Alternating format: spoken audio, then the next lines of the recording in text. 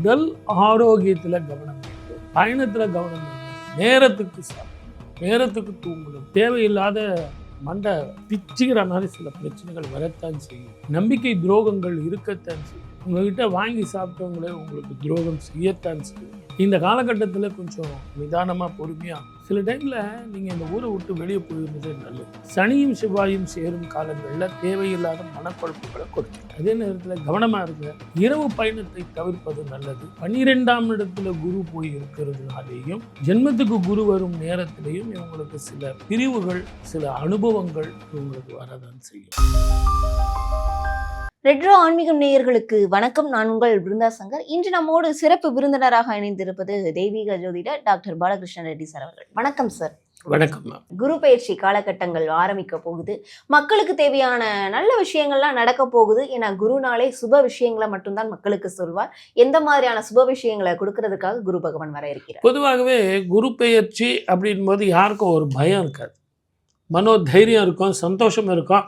அப்பா சார் எனக்கு வீடு வாங்கிடலாமா, கார் வாங்கலாமா, அதே மாதிரி கல்யாணம் ஆகிடுமா அப்படின்னு சுப விஷயங்களை ரெஃபரன்ஸ் பண்ணுறதுக்காக பார்ப்பாங்க. ஆகவே இந்த நிகழ்ச்சி இப்போ நம்ம எதுக்காக பண்ணுறோம் அப்படின்னா, நல்ல விஷயங்களை பேச போகிறோம், நல்லதை சொல்ல போகிறோம், நல்லதையே நம்ம திங்க் பண்ண போகிறோம். இப்படிப்பட்ட ஒரு விஷயந்தான் இந்த குரு பெயர்ச்சி. இந்த குரு பெயர்ச்சி என்னும்போது யாருக்குமே அந்த பேனிக்கோடு சேர்ந்த ஒரு நிகழ்ச்சி பார்க்க மாட்டாங்க.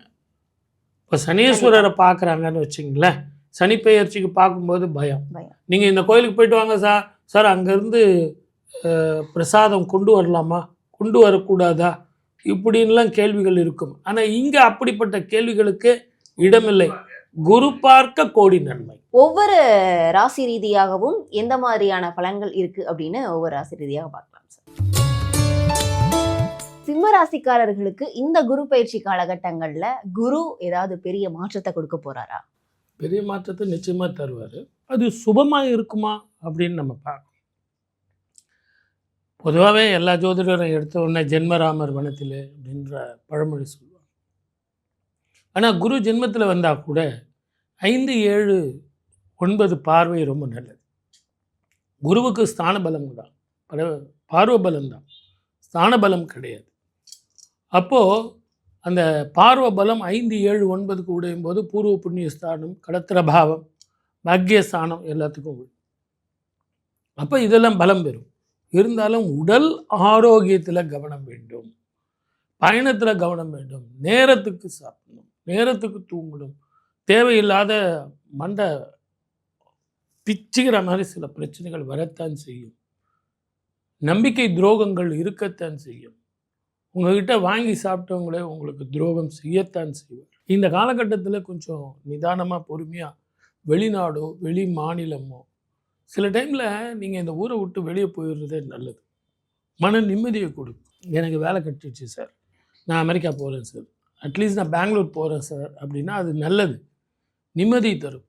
சில வெற்றிடம் கூட நம்மளுடைய வேல்யூவை நம்ம வீட்டில், சமூகத்தில், இல்லை வேலை செய்கிற இடத்துல, பிஸ்னஸில் நமக்கு புகழை தரும்.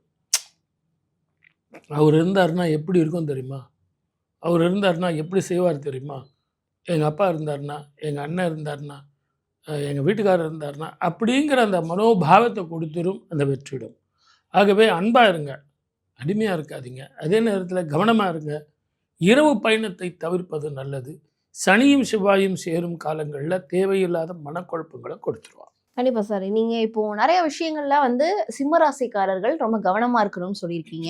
ஆனா இப்போ மேச ராசிக்காரர்களுக்கு அந்த சனி பயிற்சி காலகட்டம் வருது, அதனால ஒரு சில இடத்துல அவங்க கவனமா இருக்கணும். இப்போ சிம்ம ராசிக்காரர்களுக்கு அந்த மாதிரியான விஷயங்கள் இல்லையே, ஏன் இவர்கள் ரொம்ப கவனமா இருக்கணும்னு சொல்றீங்க? காரணம் என்ன? சனி செவ்வாய் சேரும் காலத்திலையும் 12ஆம் இடத்துல குரு போய் இருக்கிறதுனாலேயும் ஜென்மத்துக்கு குரு வரும் நேரத்திலையும் இவங்களுக்கு சில பிரிவுகள், சில அனுபவங்கள் இவங்களுக்கு வரதான் செய்யும். ஆனால் அது சுப அனுபவம் மாறிடும். கொஞ்சம் முதல்ல உங்களுக்கு ஓப்பனிங்கில் கொஞ்சம் கஷ்டமாக இருந்தாலும் அதுக்கப்புறம் அதுவே உங்களுக்கு நல்ல சுபமாக உங்களுக்கு அமையும். சில விரயங்கள் இருக்கும், இன்வெஸ்ட்மெண்ட் ராங்காக போயிடும். அதில் நம்பியவர்கள் துரோகம், யாருக்கோ ஒருத்தருக்கு உதவ போய் அவங்களுக்கு கடனை கொடுத்து அந்த பணத்தை தூக்கிட்டு ஓடி போயிடுவான். இல்லை பிஸ்னஸ் எக்ஸ்பேன்ஷன் பண்ணுறதுக்காக கடன் வாங்கி லோன் வாங்கி கொடுக்குறீங்க.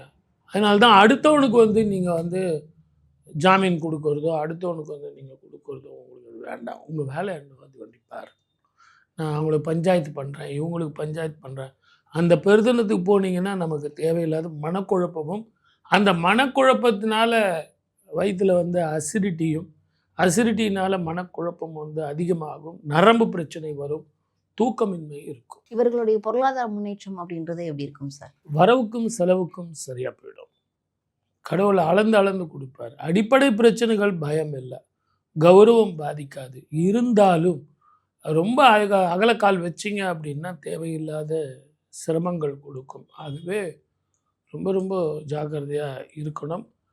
நான் இந்த தேவையில்லாத பொருள் இதை வாங்குகிறேன், அதை வாங்குகிறேன், இதை பண்ணுறேன், இன்வெஸ்ட்மெண்ட் அப்படி பண்ணுறேன், ஷேர் மார்க்கெட்டில் வந்து இதை வாங்கி ஒரு லாங் டேர்ம் இன்வெஸ்ட்மெண்ட் போடலாமே அப்படின்னு தேவையில்லாமல் அதெல்லாம் பண்ணாதீங்க. இன்றைக்கி ஒரு 1000 ரூபா கிடச்சதா அதோடு தூக்கி போட்டு வந்துடுங்க. சில்வர் அண்ட் கோல்டில் இன்வெஸ்ட்மெண்ட் பண்ணுறதை அவாய்ட் பண்ணுங்க. பொதுவாகவே ஷேர் மார்க்கெட் அப்படிங்கிறது இந்த வருஷம் ரொம்ப கவனமாக இருக்கணும். கண்டிப்பா இவர்கள் எந்த தெய்வத்தை வழிபட்டால் இவர்களுக்கு கூடிய இருக்கக்கூடிய பிரச்சனைகள் வந்து கொஞ்சம் தவிர்க்கலாம், இவர்களுக்கு நல்லது நினைக்கும்? பொதுவாகவே ஆத்ம பலம் பெருகணும். ஆத்ம பலம், ஆரோக்கியம் வேணும் அப்படின்னாலே சூரிய நமஸ்காரம். சென்னைக்கு பக்கத்திலேயே, நம்ம ஊர் பக்கத்திலேயே ஞாயிறு அப்படின்னு ஒரு கிராமம் இருக்குது. அந்த ஞாயிறு அப்படிங்கிற கிராமம் என்னென்னா சூரியன் அது பேர். அங்கே சூரியனுக்குன்னு ஒரு கோயில் இருக்குது. தாமரை மீது சிவலிங்கம்.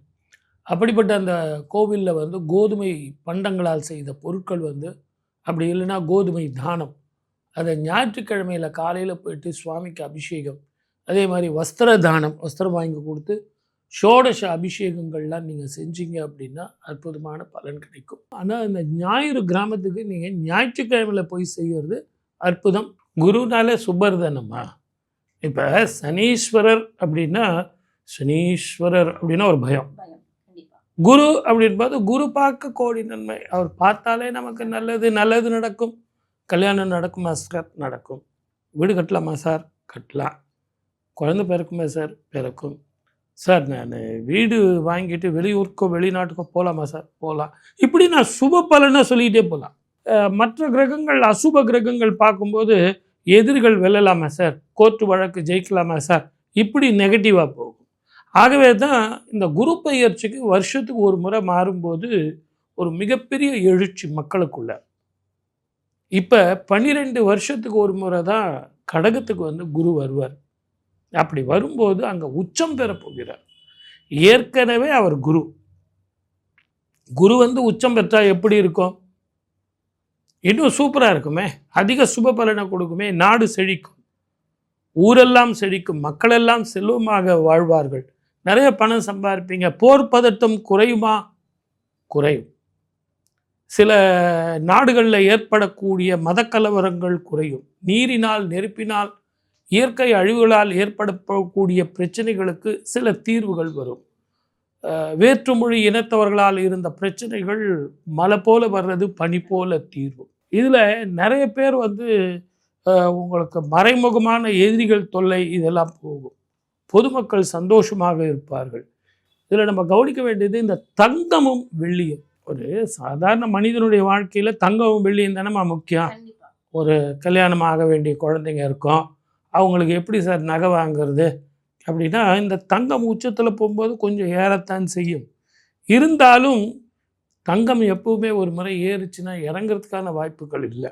கொஞ்சம் கம்மியாக வரும். 1 லட்சம் ரூபாய்க்கு கீழே வரும். ஒரு 90-95 வரும். அந்த டைமில் வாங்கி போட்டுங்க. அது டிசம்பரில் வர்றதுக்கான வாய்ப்புகள் இருக்குது. அதே மாதிரி ஷேர் மார்க்கெட் பண்ணுறவங்க கொஞ்சம் பார்த்து நிதானமாக பண்ணுங்கள். இந்த பிளாக் கோல்டுன்னு சொல்லக்கூடிய பெட்ரோல் விலை நிச்சயமாக ஏறத்தான் செய்யும், டிமாண்ட் வரத்தான் செய்யும். கேஸ் வந்து கொஞ்சம் டிமாண்டில் இருக்கும். அதே நேரத்தில் இதெல்லாம் நான் பொதுவான பலன் சொல்கிறேனே ஒழிய, இந்தியாவினுடைய பொருளாதாரம், இந்தியாவினுடைய மார்க்கெட்டிங் அதெல்லாம் பார்க்கும்போது பெரிய பிரச்சனைகள் இருக்காது. அதே மாதிரி இவங்க இந்தியாவை பொறுத்த வரைக்கும் சில பிரச்சனைகளுக்கு முற்று பெறக்கூடிய தீர்வுகள் கிடைக்கும். வாழ்க வளமுடன். All the best.